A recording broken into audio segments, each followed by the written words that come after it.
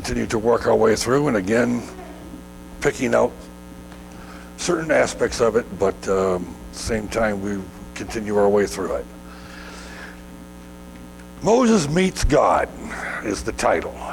And you think, well, wasn't that kind of early on? This is taking place now, you might say 80 years after his birth. We're going to see how Moses thought he understood, but Moses didn't understand. He needed to go through 80 years of training before he was ready to fulfill the role that God gave him. Well, that's a long time of schooling. But we have stretches in our life too where we need training before we're ready to do the things that God has prepared for us to do. And so often we like to kind of push it, say, well, this is stuff I need to be doing. And I know that God has placed me here and wants me to do this. Are you sure? Moses thought the same thing. And we're going to see as we look through this, as this unfolds, that what Moses thought was God's plan wasn't. At least not in the way he thought it was.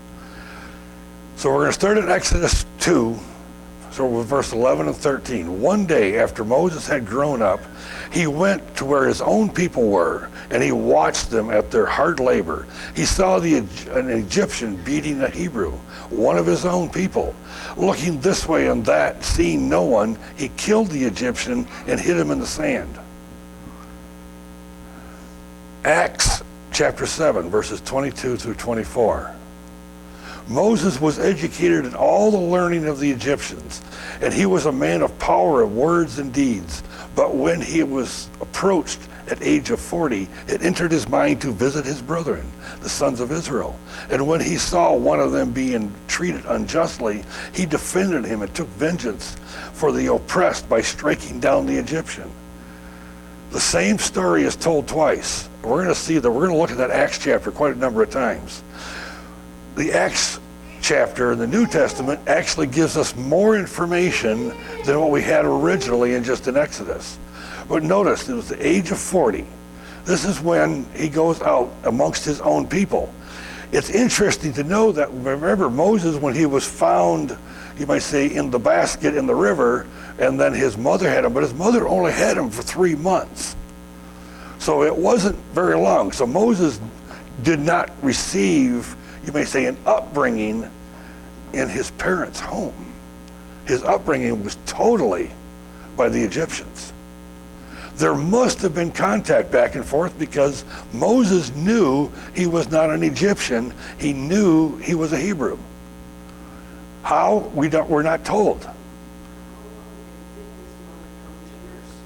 For 3 months. 3 months. He was, I think that was also 3 months. So you got a 6 month period. So he wasn't old enough to Nope. But there had to have been something because Moses recognized who he was. And we're going to see even more, he also even recognized what his role was. He just didn't recognize how. But we see Moses now, he's 40 years old, he sees his own people being mistreated, and he takes vengeance on the Egyptian and kills them. But notice that he looks this way and that way, and seeing that there's nobody around, so I can go hide him in the sand and nobody will know.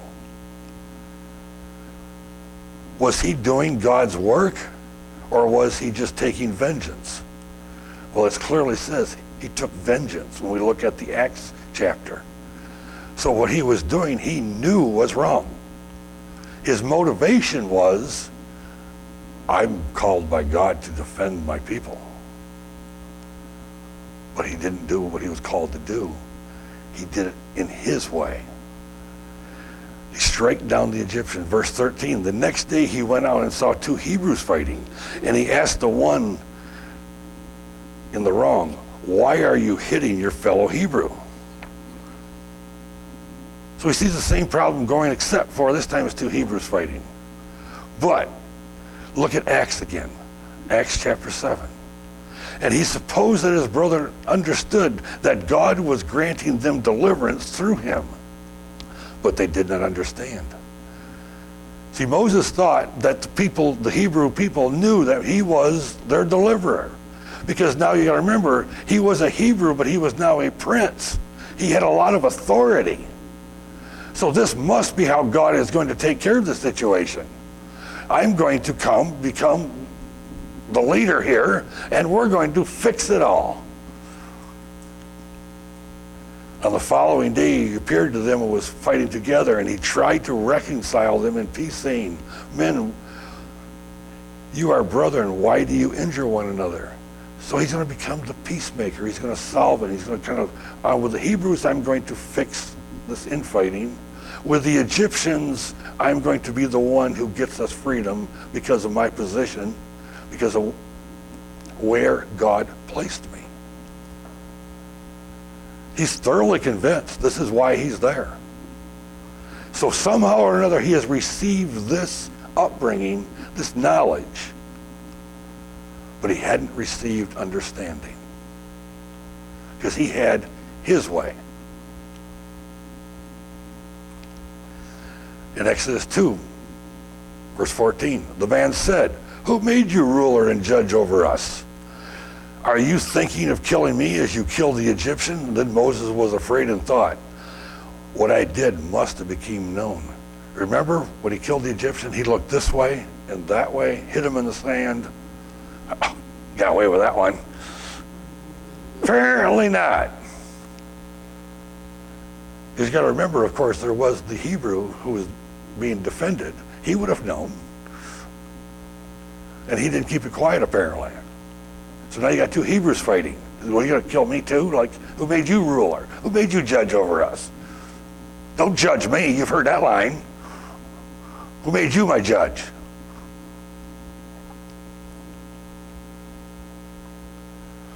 Back to Acts.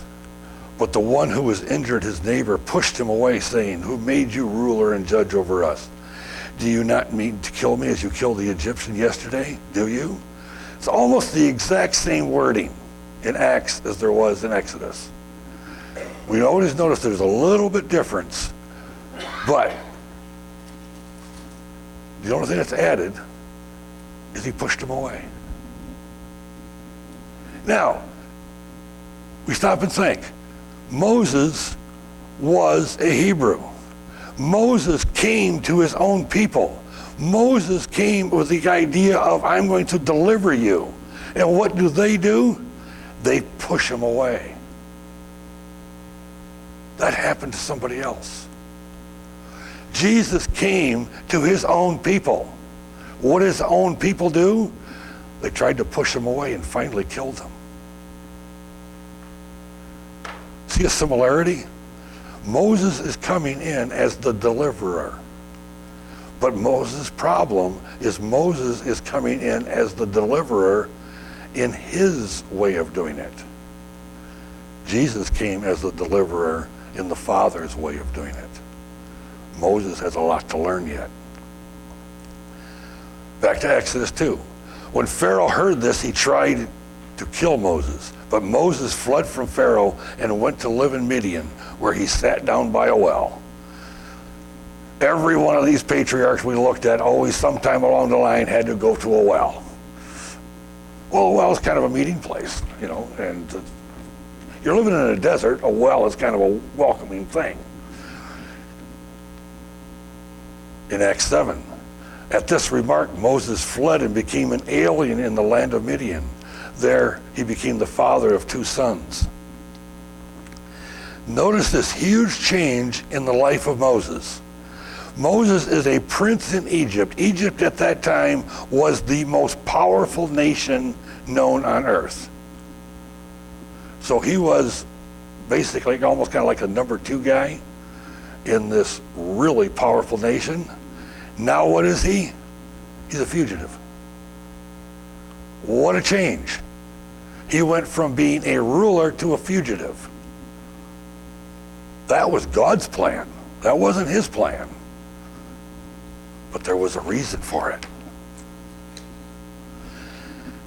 So sitting down by the well, and I didn't really put this all out there, but I'll cover it for a couple of minutes. He gets there, he sits down by the well. This guy's got 7 daughters, and they're coming there to water their sheep, and then some other shepherds come and chase them off. Moses defends them, chases the shepherds off, and then waters the sheep. Now, the girls get back home, and their dad says, well, how did you get done so quick? And their response is, well, an Egyptian came and helped us and defended us. So Moses still had the appearance of an Egyptian. He would have dressed as an Egyptian. He might say, had an Egyptian hairstyle. All of these things he would have had. Because you remember, he just fled. So they think he is an Egyptian. So the father says, well, where is this guy? Well, he's over at the well. Why didn't you invite him over to our house? Which he ends up going. Now, there's an interesting thing that we're going to look at. And the name of the father-in-law of Moses. I'm only going to show you 2 of them, but there actually are 4 of them. 4 names for the same person, and I have yet to figure out why. I tried to dig up, I tried looking at all sorts of things in different ways, and I have no idea why it is different names for the same guy. Could have been from the south. Yeah, but they're not even close. So now we're going to pick up, Moses agrees to stay with Reuel. That's his father-in-law's name. Later his name becomes Jethro. And then later on there's 2 other names, but I don't remember those. Moses agreed to stay with the man who gave his daughter Zipporah to Moses in marriage. Zipporah gave birth to a son, and Moses named him Gershom, saying, I have become a foreigner in a foreign land. So he named his son after his circumstance, that this is what's going on, this is what I'm at.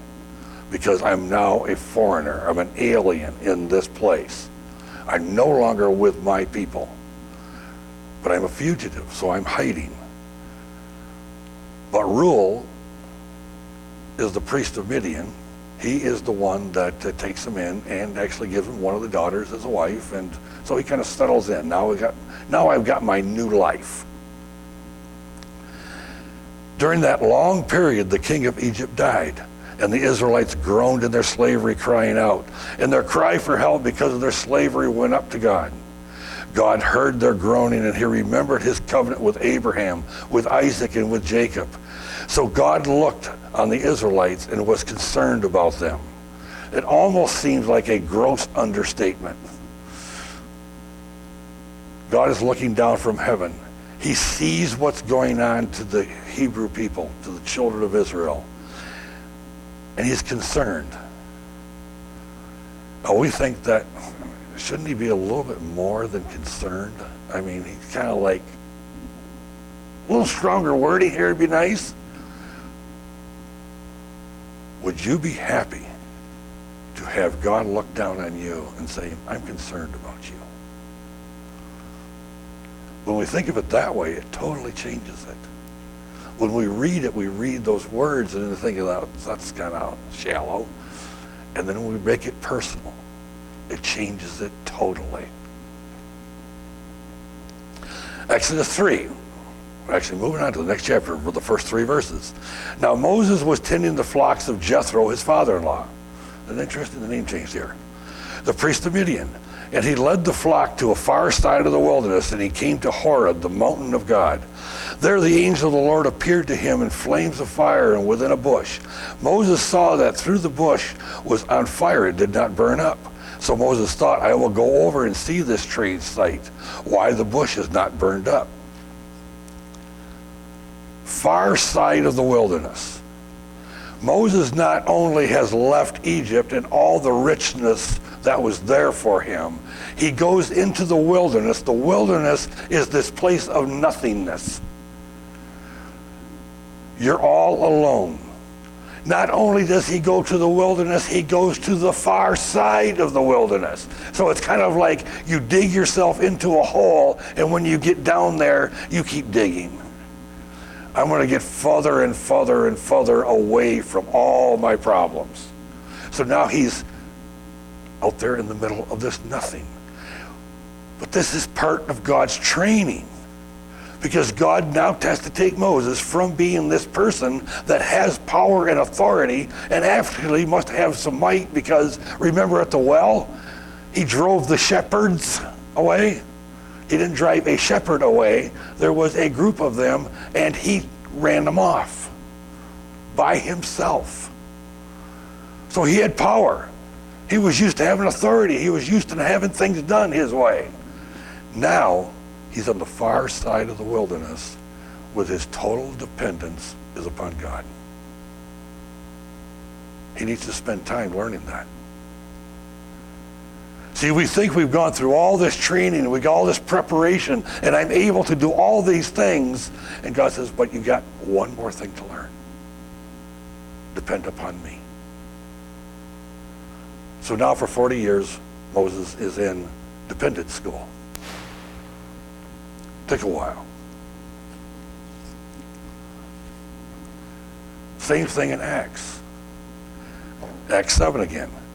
After 40 years had passed, an angel appeared to him in the wilderness of Mount Sinai, in the flames of a burning thorn bush. Then Moses saw it, and he marveled at the sight of it, and approached and looked more closely. There came a voice from the Lord. Here again, in Acts, we get a little bit other information, add-on information, not changes, but add-ons. See, we've got to remember that he went to Mount Horeb in Exodus. And now the story in Acts is Mount Sinai. It actually makes sense. Mount Horeb and Mount Sinai are the same place. But Mount Sinai is used here in Acts because Mount Sinai, of course, is where Moses received the Ten Commandments from God. So it's kind of making that correlation go together. In Acts, you would have known that. See, in Exodus, that time period is before the law was given. But notice the other thing.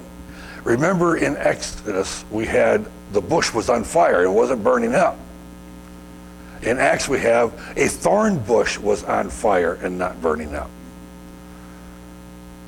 Just that one word addition gives us clear understanding of what's being talked about. See, it's not just a bush that is burning and not being burned up. It's a thorn bush. So we got thorns. Well, what are thorns?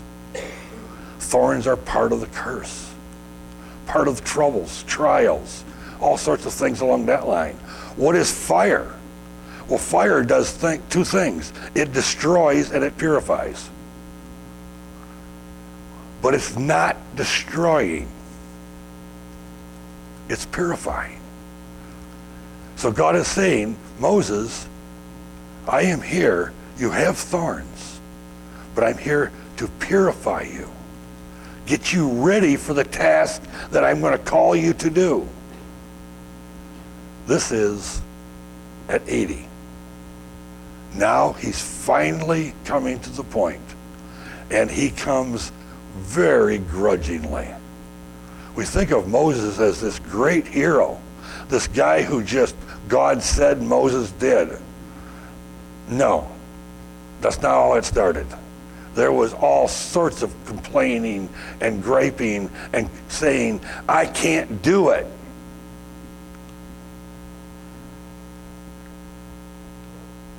Verse 4, and the Lord saw that he had gone over to look. God called him from within the bush, Moses, Moses. And Moses said, here I am. So now God calls him from the bush. This is where Moses is meeting God. But we have the same thing. We don't have the bush burning. But God calls us. Individually, God calls us. He calls us to come to him. He calls us because he has a task for us. He calls us because there's things that he wants us to do, or there's things that he wants us to not do. He calls us so that when we are in this wilderness, we become dependent. This dependence is what God calls us to be dependent upon him and not on self. Moses had to go through all that training, all those years, to where he was ready to be used. But God's got a plan, and that plan continues to work itself out. Things change, circumstances change, but they're all part of the plan. Now, in our mind, we would look back at Moses and think that when he was a prince in Egypt, that made perfect sense for him to become the deliverer. I mean, it's obvious. God, you placed me here. You gave me all this authority. I can just take it and use it and free the people. But no, the people aren't ready. Because when he came back, when he came to the Egyptians and the fighting between the two Hebrews, what was their response? They rejected him. They weren't ready. More had to happen in another 40 years. So now you've got a whole new generation of people. These slaves have children, and their children now, from that point, there's a bunch of these children that now when he comes back later on, which we're not going to get to, are 40 years old. So that new generation is the ones that God had prepared. So he's prepared Moses, but he also prepared the people. We're not given any information to speak of on how the people were prepared. But it was obvious it was all in God's timing.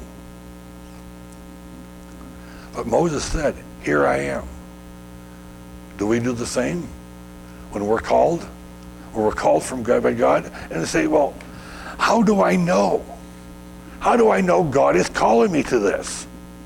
I don't have a bush burning. I don't hear the voice coming out of this bush that's on fire but not burning up. I don't have these signs that are so clear as Moses did. But God says, know me. The more we know, the more we understand who our God is, the more we recognize what he has for us. The more we understand what his will is for us. Verse 5 and 6.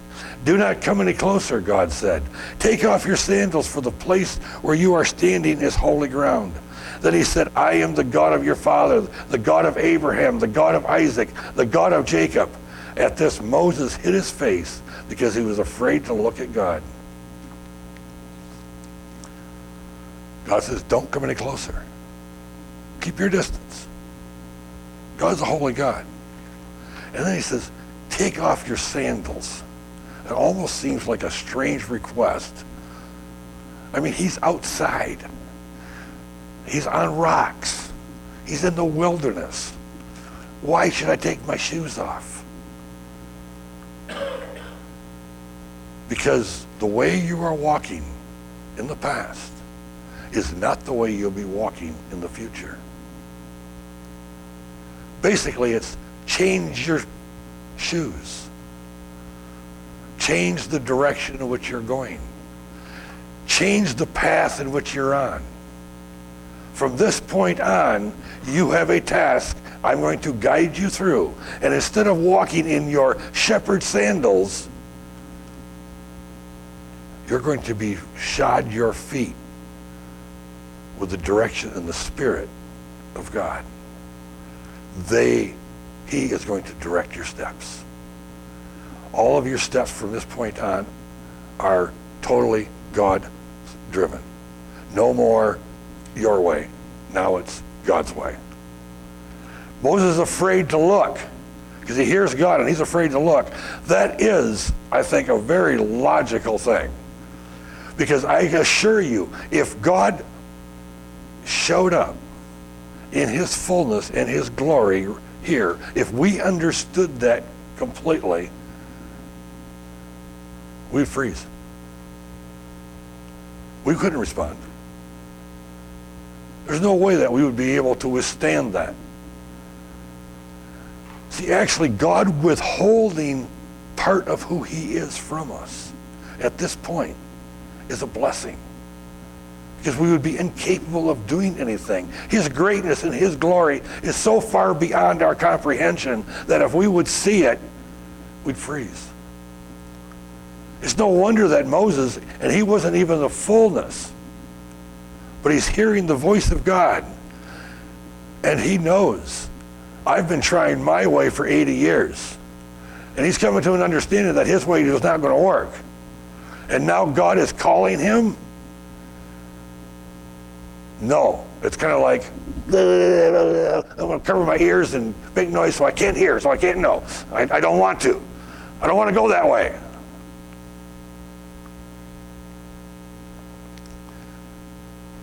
I'm not ready to be that man. 40 years ago, he was.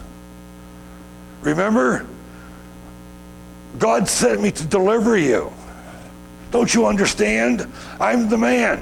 Just call on me. I'll take care of it. 40 years later, no, I'm not the man.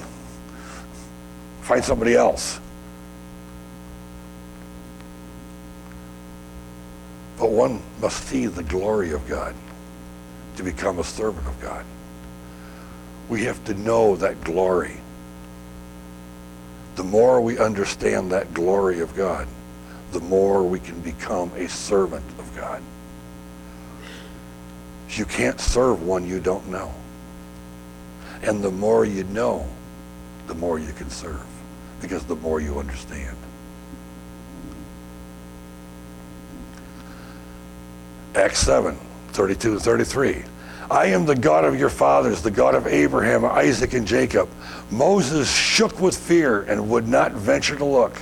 But the Lord said to him, take off your sandals from your feet, for the place in which you are standing is holy ground. A little more information again. Not only was he afraid to look, he was shaking in fear. You know what that's like? Certain circumstance in life, and you just start just shaking. That was, I remember it so clearly, the first time that I got up in front of a congregation and had to speak. That's exactly what I did.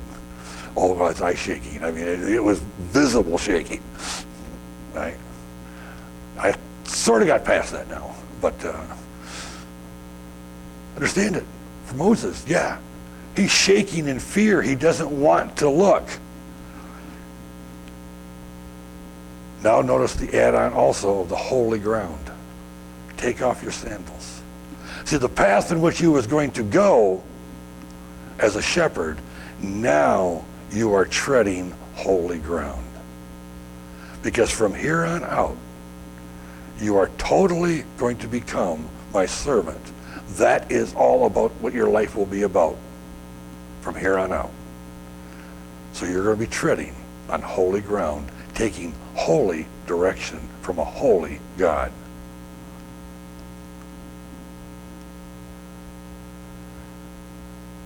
Verse 10. Therefore come now, and I will send you to Pharaoh, so that you may bring my people, the sons of Israel, out of Egypt. Now remember back to that question that one of the two Hebrews were fighting, and one of them said, who made you ruler and judge over us? Well, Moses now could come back and said, God did. And he could say it with clarity and with truth, because now it was true. Now he was prepared to lead the children of Israel out. He was to become the judge and the ruler over them. I'm sure that Hebrew back then never gave a possible thought to the fact that this guy is going to become my judge. That day is coming. So, we put this all together and we look at what happens. It's in God's time. In our life, God has a timing for everything.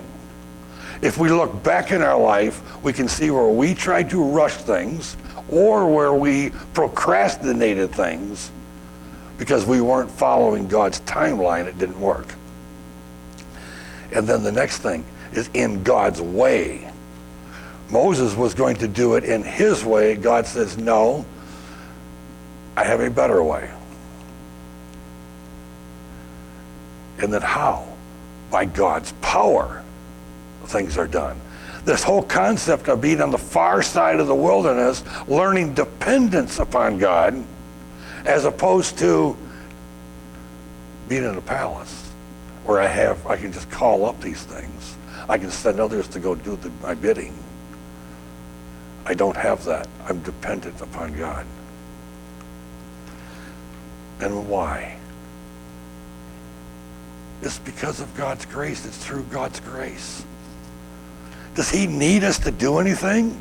Is he dependent upon us in any way, shape, or form? No. He doesn't need us. But he chose to love us anyway. He chose to do this. His grace, and that's all grace, is that undeserved gift. The grace that comes through the blood of Jesus. The grace of this God who says, I will never leave you. I will never forsake you. This grace of a God who is so great, who needs nothing from us, just says, depend upon me. This is what I want from you. I want your dependence. And then I will give you rest. Become dependent. Contrary to our nature. I'm an independent man. I can do things my way. Get rid of that mindset. Become dependent. And then we'll stand and sing. There is a fountain.